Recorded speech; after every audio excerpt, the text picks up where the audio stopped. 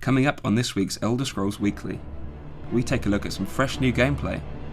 We talk about MMOs for beginners, and we look at character creation.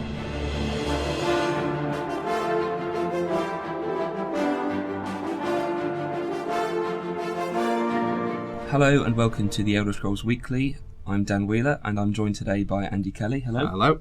You alright? Good.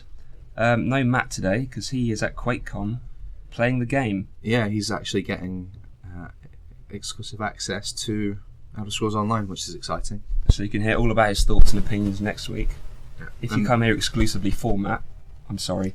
You should probably back away now. Yeah, but if you can do without Matt for one episode, then please keep listening. Dan will be a fine replacement. I'll do my best. We've got some really good stuff for you today, some new screenshots, some fresh gameplay. We're going to talk a bit about how an MMO compares to Skyrim. Yeah, so if you've never played an MMO before and you're kind of like, why should I play Elder Scrolls Online? I'm going to explain what the hell an MMO even is to Dan, who's never played one before. Yeah, my MMO history is a bit clouded. The first Guild Wars I played for a bit. Oh, yeah. Because it was free, so I wasn't as scared to start throwing down, a tenner a month on it. Yeah. The Old Republic I played for a bit because I love Star Wars. But I've never really got into one, and I think, having played it, we both played it, haven't we? I think this could be the thing that bridges the gap between me and my fear of MMOs. Yeah. So you can talk me into that. So let's get stuck in with the gameplay. Yeah. So this is the fresh B-roll we've got today from Bethesda. Yeah, brand new footage, and as with all the Elder Scrolls footage, they've got some environmental shots. They love those environments. Yeah, some of these are new. I don't really want to say specifically what areas they are because I'll probably get it wrong. Yeah, because some of these areas haven't been seen in an Elder Scrolls game with modern visuals. So the cities that you saw in the old Elder Scrolls games, Arena or Daggerfall. Yeah, were like big blocky masses of pixels. So it's hard to tell. I mean, like that kind of marshy, stormy place could be Black Marsh, where the Argonians are from. Yeah, and additionally, this is also 1,000 years before. Yeah, the likes of Oblivion and Skyrim. And that kind of looks like a deserty place, so that could be Hammerfell, where the Red Guards are from. Yeah, snow, Skyrim. Yeah, that's almost certainly Skyrim. Oh no, actually, there's a kind of volcanic thing going on the mountain there, so I don't know. Well, who's to say a mountain isn't a dormant volcano? Yeah, maybe 1,000 years ago, the throat of the world was an active volcano. So there's a really good amount of variety here, and I think we said in one of the previous episodes that that's really good for people who play MMOs for the exploration, because you're going to be travelling between this quite amazing scenery once you reach the high enough level to venture forth into them. And there's also, it's still pretty, there's a lot of standard fantasy stuff here, gloomy dungeons and stuff, but I really like this desert environment, because we've never really seen the home of the Red Guards in Elder Scrolls before in any kind of impressive detail. It looks really nice as well for an MMO, doesn't it? Yeah, I'm really surprised. It's been looking better and better, because when with an MMO you expect a certain degree of the visuals being downgraded slightly, but it's a really handsome looking game. I'm quite impressed. And this is the first time we've seen the conversation system. Andy, you're familiar with this because you've used it, have you? Yeah. When I played it, I did a few quests involving conversation trees, and it's kind of like it does that. It's not quite as bad as Oblivion, where does it crash zoom onto their face. So it's kind of more like Skyrim's, where the world keeps going on in the background. I mean, it has to because it's online, but it's an impressive amount of NPC variety. We're going to be talking about character creation later, and I'll explain why that is. But it feels like every NPC you talk to feels like a unique character, as opposed to in a lot of MMOs where you've got a default. In World of Warcraft, you've got all the trolls, quest givers, or whatever look the same with slightly different colours, or whatever. There's a lot of variety, so it kind of feels like a proper Elder Scrolls game where all the NPCs are voiced and have a little bit of personality. Did you get any indication of the amount of voice actors they're using? No, well they always. I mean, I've always thought Elder Scrolls kind of makes a rod for its back by voicing every NPC, because you get loads of you get one actor voicing every character from a certain race, so every Argonian sounds the same, every Nord sounds the same, but that's the result of deciding, hey, we're going to voice 1,000 or 2,000 NPCs. A lot of the voice actors sounded familiar when I played it. They sounded like people who they got in for Skyrim. But yeah, so every NPC is voiced in the same as Old Republic, which is again an expensive and ambitious undertaking for a developer, but it's better than just having little windows of text that you'll probably just end up skipping. Once you've played the game for a certain amount of time, here you actually feel more immersed in the story because it's been relayed to you by decent voice actors. I wouldn't say it was like, award-winning. It's not like The Last of Us, but it's it's still pretty good as far as Elder Scrolls go. You always expect a slight level of like soap opera level acting, but yeah, I guess as well, saying the voices are familiar from maybe the likes of Skyrim. I guess that helps because you do associate the voice with the character now. Yeah. If you hear the voice, you know exactly what the character looks like. Yeah. And if you suddenly came up in a Khajiit that had a completely different voice, it would really throw you. Yeah. I think that they'll probably keep the same and give the Argonians the trademark raspy voice and give the Khajiit the sort of weird accent, and yeah.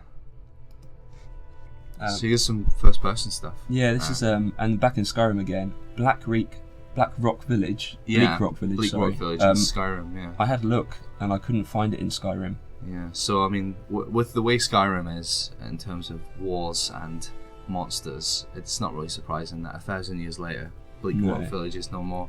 And I think it also gives them a chance to take a few liberties with the landscape a bit. They haven't got to be completely true to how Skyrim looks. Yeah, because you wouldn't want to. We've explored Skyrim. You wouldn't want to explore an identical version of it. The first-person stuff is really working well. It's far better than when I played the game. The hands animations are in there. When I played it, there was no hands. It just looks, it looks like Elder Scrolls, and the lighting and stuff in this dungeon is really nice for an MMO. Yeah, definitely. And even just in general. Yeah, you see the dual wielding here. Is that lightning on his hammer? Yeah, it looks like he's got an enchanted hammer there. The only thing that's different, we were talking about this before we started, is that because it's an MMO, there's no real kind of feedback when you're hitting an enemy. In Skyrim, when you hit an enemy, they'll sort of recoil backwards. Yeah, stagger backwards. Yeah. And you feel like you're really whacking them with it. Because this is an MMO, you don't really get much of a sense of hitting an enemy. They don't react much. They wobble slightly, and there's no hit point numbers popping up. I mean, the HUD is disabled on this footage, but all you'd see is your magicka health and stamina bars. You wouldn't see any hit point numbers popping up, so it's kind of hard to get an angle on how much damage you're causing. I think there's a little health bar above their heads. Yeah. But yeah, that's the only thing that makes it. The first person view's spot on, but it doesn't have the same kind of kinetic, rough and tumble feel of the combat from Skyrim. Yeah, and I think it's probably safe to say there won't be any kill cams either. No.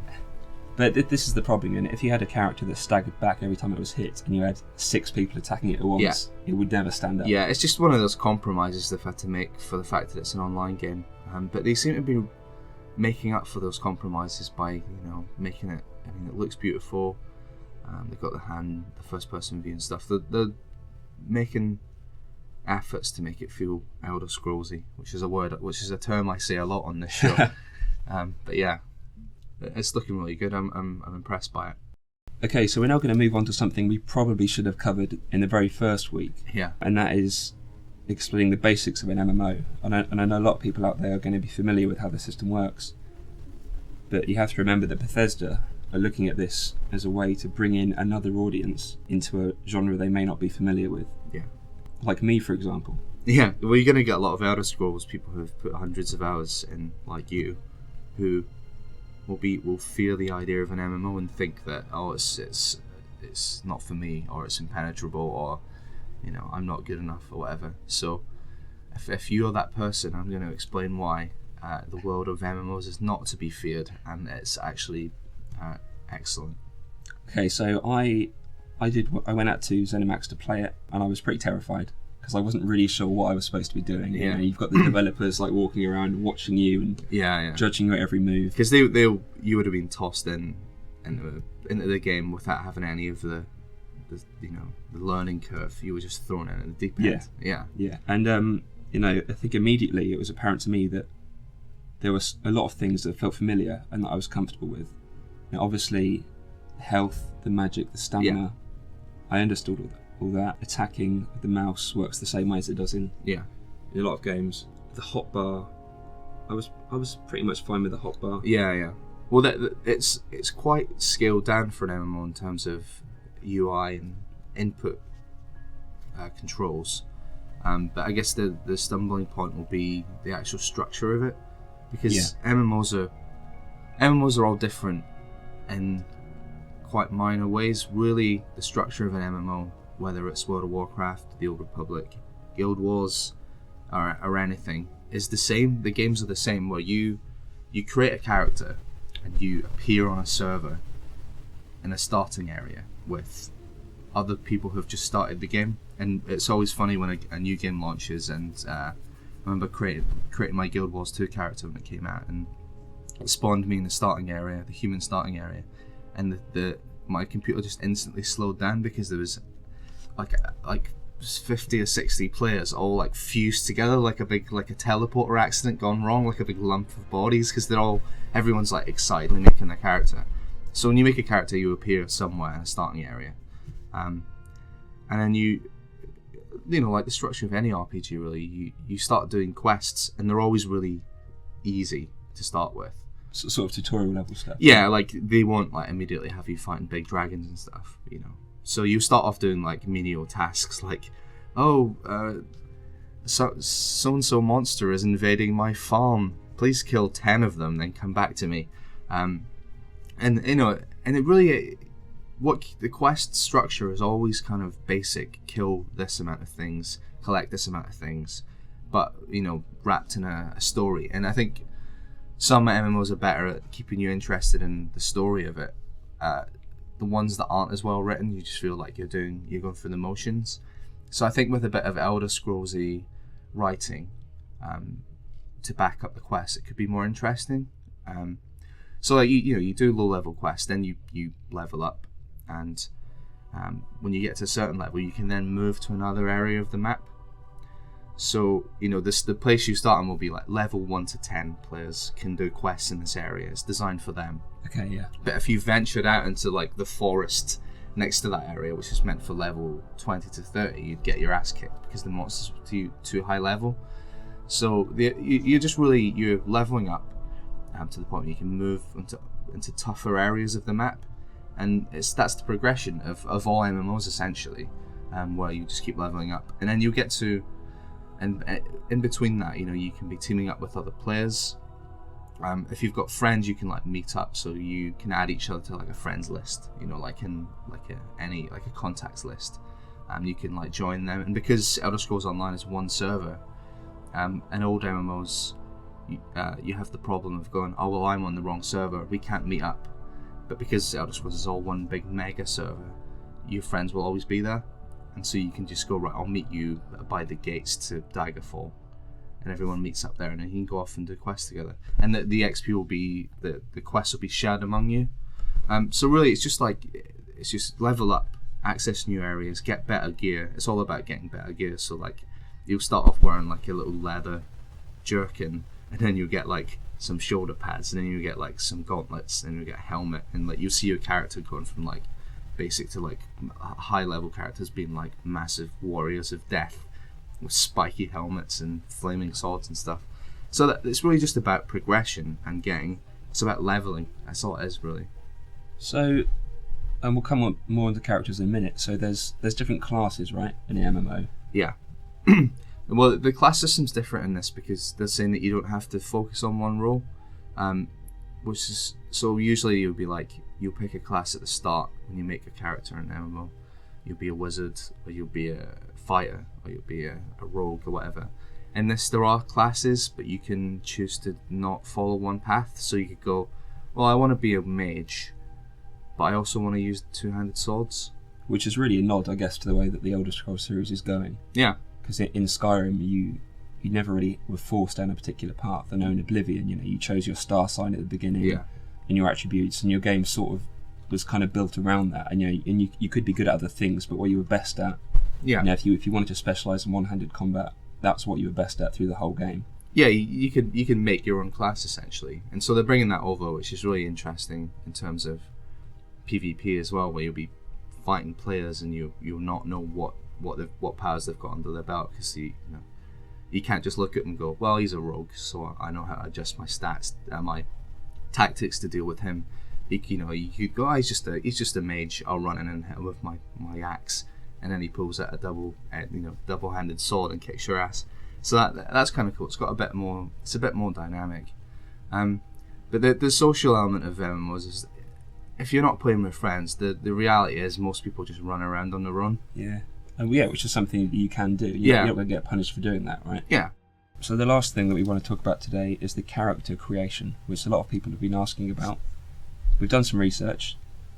Andy, tell us about it. Well, I think it might be, or has potential to be, one of the best MMO character creators there's ever been. I think you have to understand that this isn't in the same league as, the RPGs. Yeah. This is a different kettle of fish, to the point where you can't adjust the number of hairs on your eyebrows. It's pretty in depth, but it's not as in depth as some single player games. But it's still, for an MMO where usually the only option is like 10 faces and 10 haircuts. It's pretty insane the amount of stuff they've got going on here. First up, your name, because this is a mega server. Whatever name you want is going to be taken. So they've got a surname system, like Guild Wars. So you can. So if you really want to be called Olaf, and there's 100 other Olafs on the server, which there probably will be. Yeah, then you can put in a unique surname and still have the name, which is is smart of them, considering it's going to be all these players on one server. But then it gets into, you've got like two things. You've got your body and your face, and you can alter the body to a point, but you can't make like a Bosmer that's taller than a high elf, or you can't. Some of the races' heights are dictated by the law, so you can't like mess with that too much. You can't have like an Argonian towering over a Nord or whatever. So I mean, it does the system is, it can be as complex or as simple as you like. On a really basic level, it's got like a triangle, like you might have seen in Saints Row or Dragon's Dogma or games like that, where you can just drag a cursor around this triangle, whether you want to be fat, muscular, or thin. And apparently you can make like a fat Argonian, which we've never seen before in Elder Scrolls. That'd be interesting. So, yeah, but you can't you can't dramatically alter their body. But there's here's a quick list of all the things you can edit. So you got torso, chest, gut, waist, arm, hand, hip, posterior, leg, foot, and neck. So those are all the things you can edit it on the body side of things. Posterior is an interesting one. Yeah, I guess you could have like an Argonian with a big badonkadonk if you wanted. But yeah, so you can either edit that via the basic simple triangle thing, or you can go into the individual sliders and get busy with it.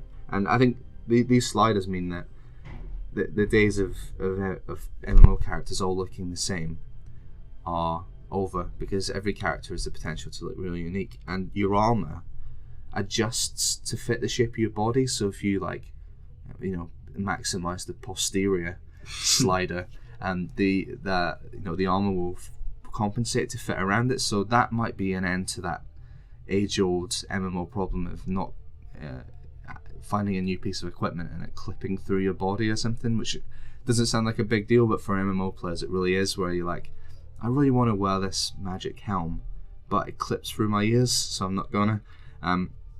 So hopefully that's put an end to that thing. You can change the girth of your character. You can change the height, and you got skin color, hairstyles. In the version I played, there weren't that many hairstyles, but it was like early beta. So you got beards, obviously, because you can't have a Nord without a massive beard.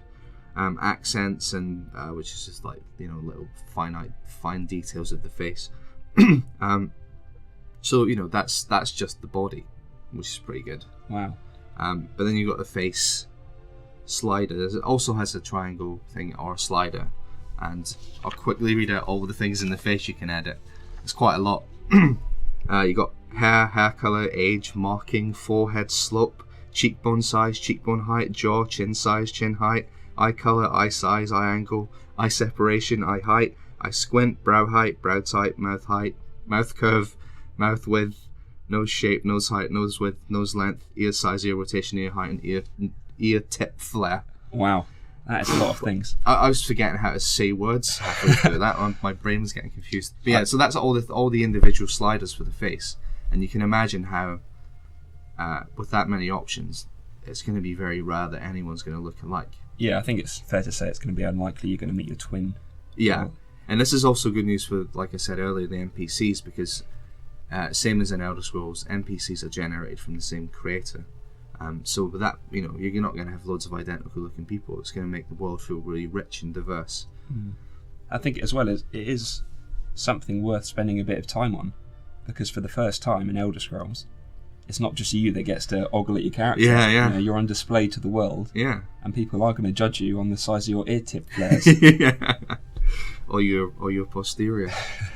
So yeah, I mean that's pretty exciting in terms of customization, because a big part of an MMO is showing off your character, especially when you get higher levels and you start unlocking like fancy armor and stuff. You want to look cool. Yeah, and as soon as you incorporate this with all the different armor types and the weapon types and the styles of combat, it's going to be very rare you're going to find two characters alike, I think. It's going to be really, you're going to make some really interesting looking characters, like a big muscular Argonian with like dwarven armor and like a Nord's helm and stuff. You're going to, there's going to be some impressive looking avatars inhabiting this mega server. Okay, I think that just about covers everything that we wanted to talk about this week. Matt's going to be back next week, hopefully with hands-on impressions of the latest build of the game. And you can ask him any questions you have, and he can answer it in depth, having had played it. Yeah, if there's anything you want to know from his impressions, then write them in the comments below this video, and we'll make sure they get to him for next week. Just a bit of housekeeping. Follow us on Tamriel Herald on Twitter. Yeah. We'll keep you up to date with any announcements that are made in between the shows, and then obviously cover them in more detail when the shows come around. And Olaf is going to be back soon. If you saw the last episode, you may have seen a trailer for Rags to Riches, Olaf, the Cabbage List, because Rags to Riches was the last series. So yeah, you can look forward to the first episode of the Cabbage List premiering exclusively in the Elder Scrolls Weekly. Yes, so the way we're going to do Olaf this time is we're going to premiere it on the Thursday in the Elder Scrolls Weekly, and then put it up separately on the Friday a day later. Yeah. So the first and best place to see it is going to be in this show. Yeah. Every Thursday. So thank you very much for listening this week. Please subscribe, and we'll see you again with more Elder Scrolls news next Thursday.